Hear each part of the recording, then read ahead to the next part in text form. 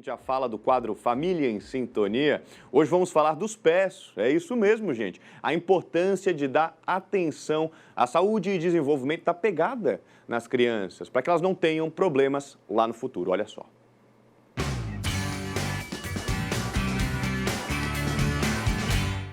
Eles são a base de tudo e vão se formando a partir do momento em que os bebês começam a andar, até em torno dos 6 anos de idade. O pé ele tem 4 funções principais.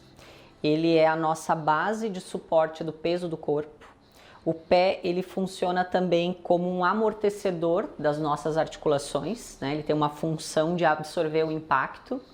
Ele é uma alavanca propulsora para o movimento, né? Para a gente caminhar, para os esportes. E o pé também nos confere, ele interage com outros órgãos do nosso corpo e nos confere equilíbrio.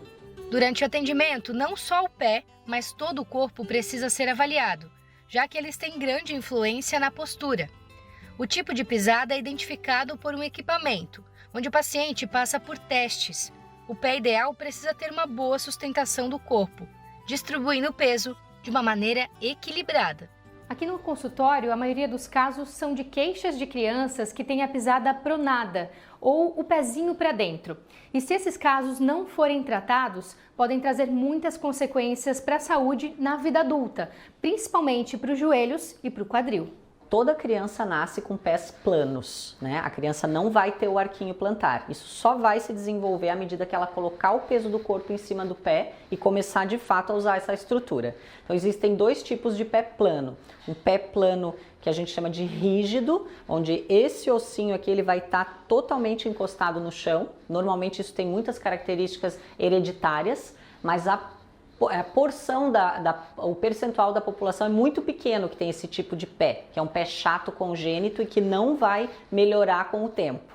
A maioria das pessoas tem um pé pronado, que está relacionado a alguma fraqueza dessa estrutura ou relação com os joelhos, com os quadris, com a pelve e até com a coluna. Muitos fatores podem influenciar as pisadas, como o sedentarismo, disfunções em algumas partes do corpo e, principalmente, o calçado inadequado. Uma das coisas mais importantes que eu considero nessa questão de desenvolvimento do pé da criança, primeiro assim, o bebê não precisa de calçado. Então, quanto mais a gente puder deixar essa criança descalça, né? Ou as pessoas que moram em lugares mais frios que coloquem uma meinha ou algum tipo de calçado muito maleável e fininho, isso é excelente para toda a parte de percepção sensorial do pezinho da criança. E assim que a criança vai para a escola e vai precisar de um tênis, que esse tênis não tenha nenhum tipo de suporte no arco medial do pé. Então o tênis precisa ser retinho, tá? Extremamente flexível, tá? Os pais têm que pegar o calçado e dobrar no meio, fazer um movimento de torção, porque isso são movimentos naturais, biomecânica natural do nosso corpo.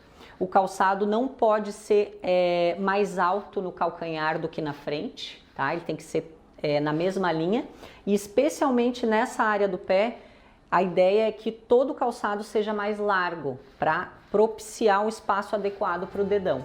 Os sapatos, além de confortáveis, também precisam promover uma pisada correta. Um pé que não funciona bem, ele não realiza esse sistema de amortecimento adequadamente, né? Um pé não funcional, ele não protege a minha articulação do joelho, do quadril, da minha pelve.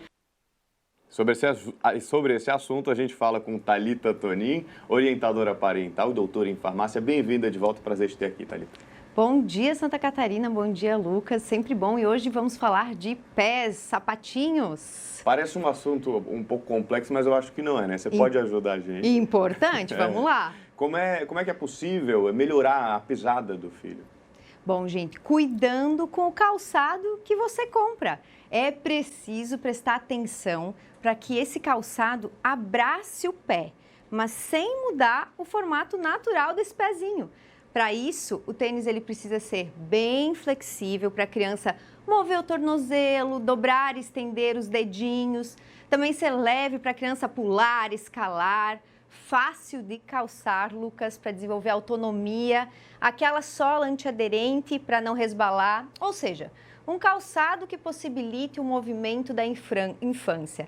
Também o crescimento ósseo adequado e, ao mesmo tempo, ofereça resistência para esse pé se desenvolver adequadamente. Então, calçado bom, gente, é aquele que imita o pé descalço, porque a criança, ela se sente como se não estivesse usando nada no pé. E aí sim consegue executar força e resistência que o corpinho precisa para brincar.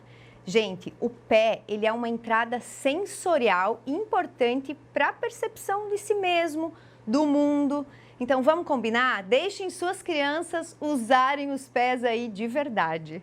Agora eu fiquei me perguntando, Thalita, como estimular o bom desenvolvimento do pezinho quando bebê, por exemplo, né? Tem algo que possa ser feito pelo pai, pela mãe, pela família? Sim, tem sim. É primordial a gente colocar os nossos bebês, assim que possível, naqueles tapetinhos no chão, retirar daquele carrinho, aquele bebê conforto, sabe? Restrito, apertado, estimular o contato deles com o solo.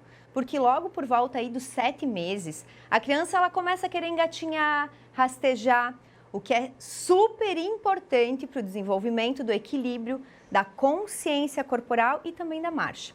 Sabiam que quando o dedão do bebê toca o chão, ele impulsiona esse corpo do bebezinho, porque ele é repleto de sensores táteis.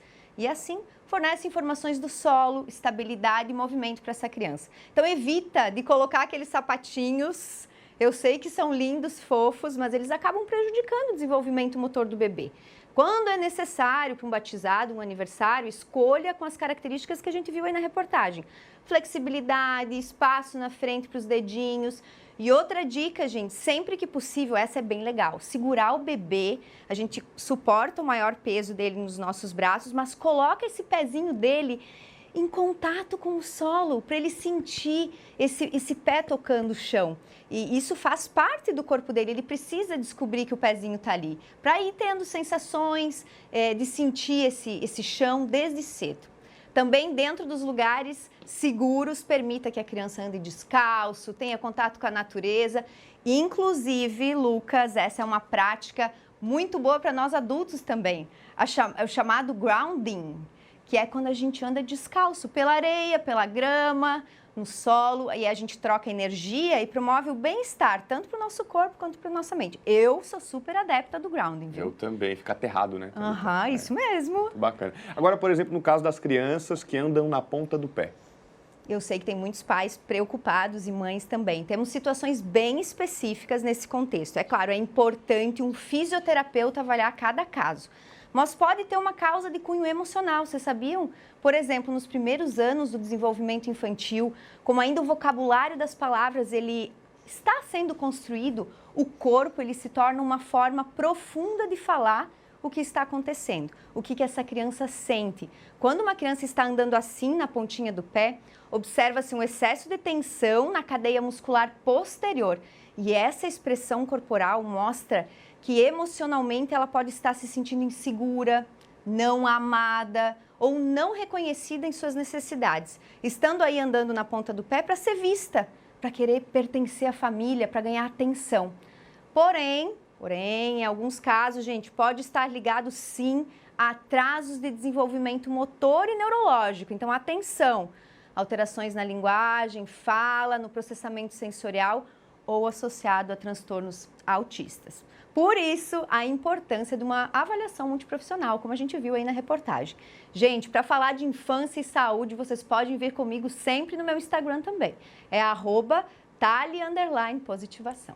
Thalita Tonin, sempre muito interessante ter aqui. Aprendo muito com o bate-papo, gente. Te agradeço e te esperamos na próxima semana. Adoro estar aqui, gente, em frente à Família em Sintonia. Até mais!